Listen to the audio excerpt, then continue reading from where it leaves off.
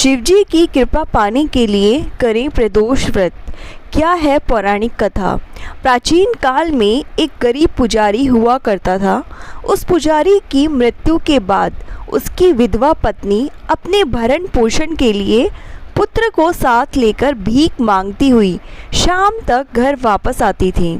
और एक दिन उनकी मुलाकात विदर्भ देश के राजकुमार से हुई, जो कि अपने पिता की मृत्यु के बाद दर दर भटकने लगा था।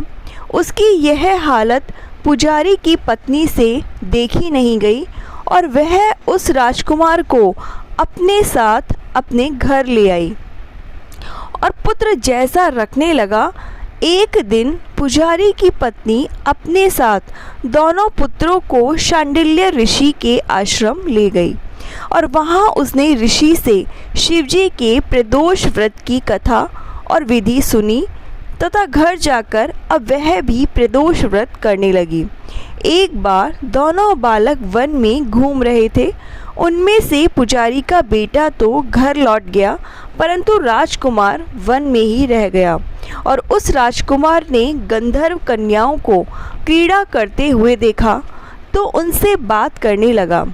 उस कन्या का नाम अंशुमति था और उस दिन वह राजकुमार घर देरी से लौटा और राजकुमार दूसरे दिन फिर से उसी जगह पहुंचा जहां अंशुमति अपने माता पिता से बात कर रही थी।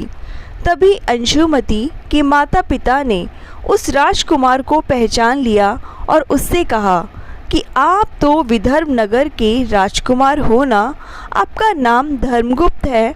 अंशुमति के माता पिता को वह राजकुमार पसंद आया और उन्होंने कहा कि शिवजी की कृपा से हम अपनी पुत्री का विवाह आपसे करना चाहते हैं।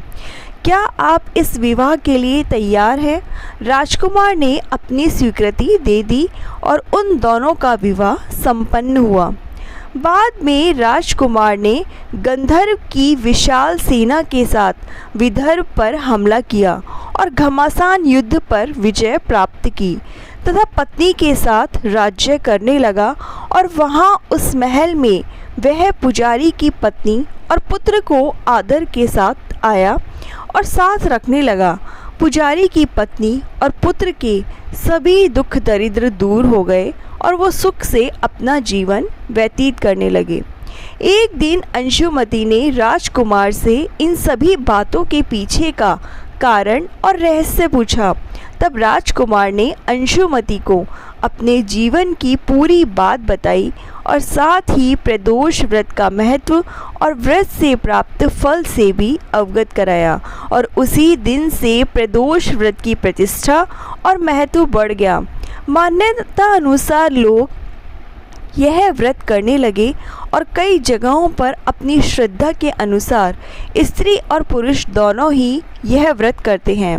और इस व्रत को करने से मनुष्य के सभी कष्ट और पाप नष्ट होते हैं और मनुष्य को अभिष्ट की प्राप्ति होती है।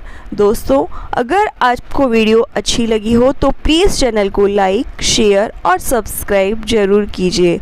धन्यवाद।